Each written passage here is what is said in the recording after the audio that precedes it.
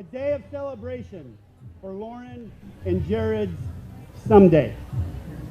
I have found in preparing for this that wedding speeches are like children.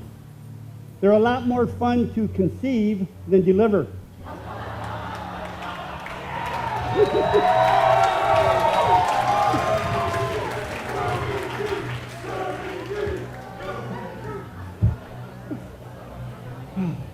I'm not even going to tell you I got that nickname at the bachelor party, because then you're going to do exactly what Chris wanted when he gave it to me. He wants everyone to be wondering what happened.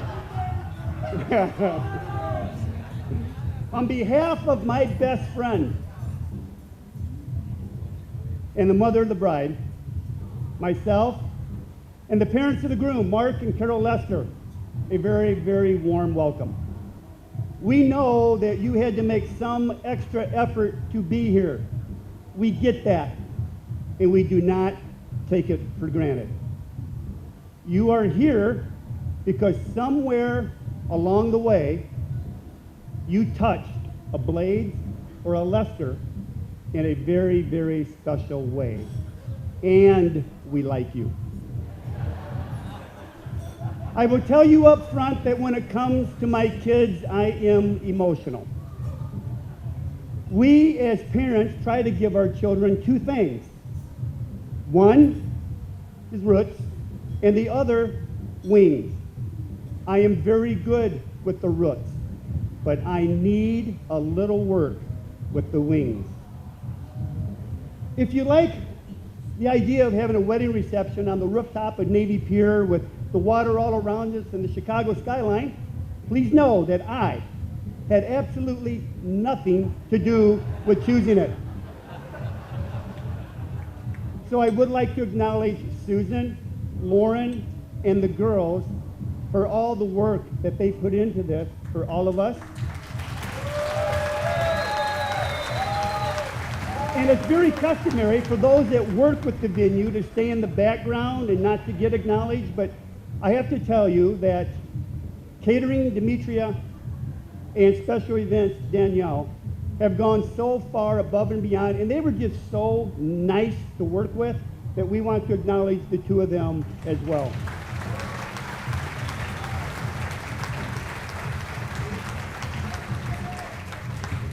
Today, I am the proudest father in the world for having the honor of walking Lauren down the aisle.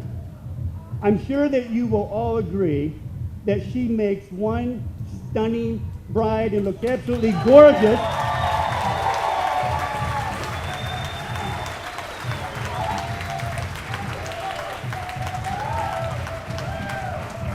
The 27 wedding dress salons and the 84 that you tried on, it all paid off.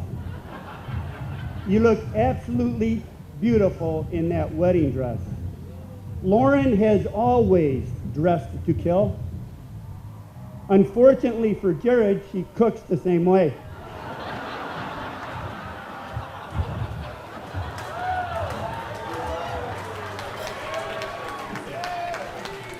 $8,873 days ago, Lauren Marie Blaydes was born. I'm not going to go through all of them,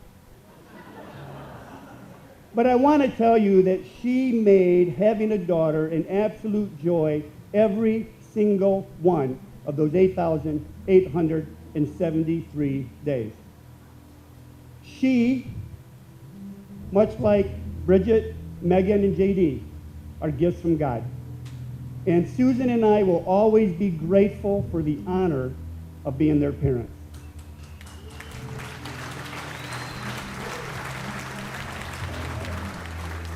As parents, we all have different tests at different ages that we put our kids through.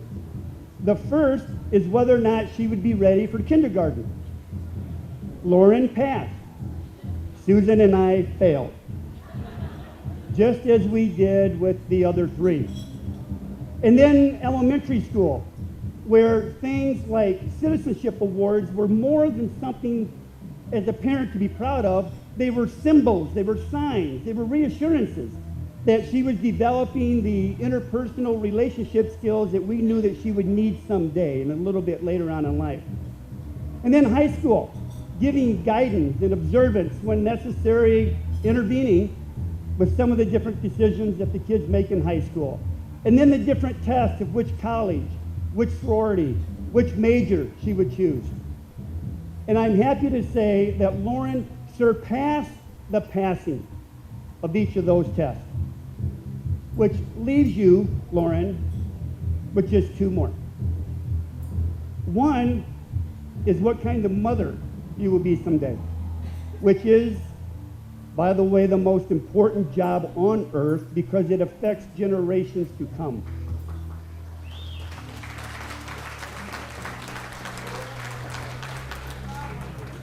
And Lauren, as you know, you have had the perfect example on how to be a great one in your own mother.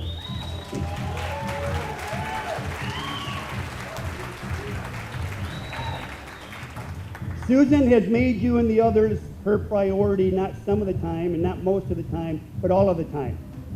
Always staying in tune so that she could help you with issues before they even had a chance to become one. The other test, and the last, you passed today. And that's the one test of who you would choose as your soulmate to marry.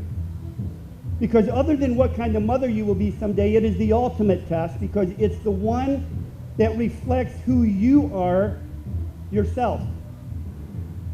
And just as you have done so well with all the other tests, you knocked it out of the park when you married Jared.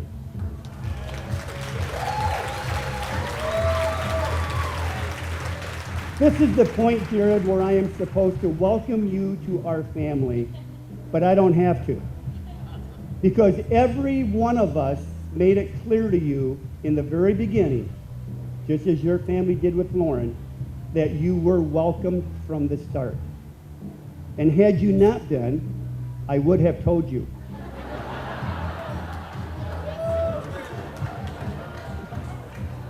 I have to say I was never disappointed that you didn't walk in my door the first time sporting an earring. But tonight I kind of think that perhaps if you had, you might be better prepared for marriage because you would have already experienced pain and bought jewelry. Bridget came home and told us if there was this kid from Purdue that she and the entire Alpha Phi house wanted her to date. She would just be perfect with Jared, and he would be perfect with her. And I remember thinking, perfect, hey? We'll see about that.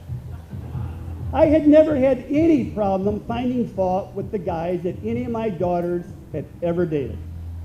And I had no reason to believe that it would be any different with this kid from Purdue that Bridget said Lowe should date. I remember Lauren telling my mother that Jared doesn't really want to date. He knows that I'm just getting out of a relationship and he just wants to be my friend.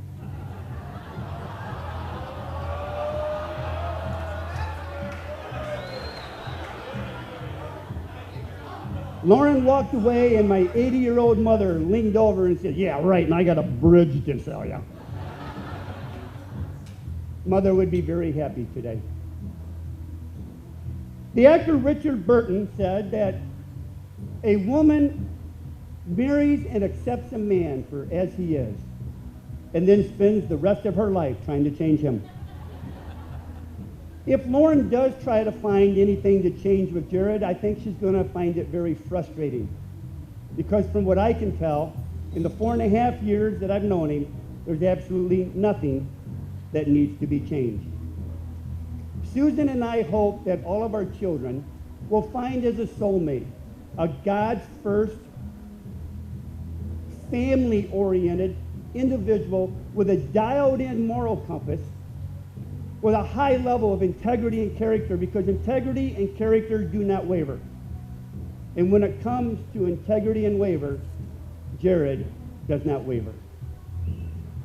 Mark and Carol, thank you for raising a son that has those values and principles, because he was able to learn them based on how you live your own lives. And also thank you to Kyle, Adam, and Jay for reinforcing those same principles based on how you live your lives as well. I'm not going to give you a bunch of advice because I need to end this and you wouldn't listen anyway. But I will tell you this. In searching for the most meaningful purpose in life, do not look for it in job promotions or job awards or in exotic places that you might travel. You'll find it right at home. Because at home is where your family will be. And nothing of any value or magnitude tops family. I have many wishes for you, but I'll just give you this one. That many years from now, as you look back on this day, your wedding day, you will find that it was the day that you loved each other the least. I've asked many fathers, about a dozen in this room, how do you walk your daughter down an aisle and hand her off to another man? I am convinced that it was a woman that came up with that little tradition. But I finally figured it out. It's when you realize that the one that you're handing her off to is not just the one that she wants to live with, it's the one that she cannot live without. Bridget and Megan will have a toast, so I will end this with a short little quote from the infamous movie When Harry Met Sally. And Billy Crystal said, "Someday, when you meet that someone that you want to spend the rest of your life with, you want the rest of your life to start as soon as possible." Congratulations, you two, on finding your someone, and on today, your someday, and now together, the start of the rest of your life.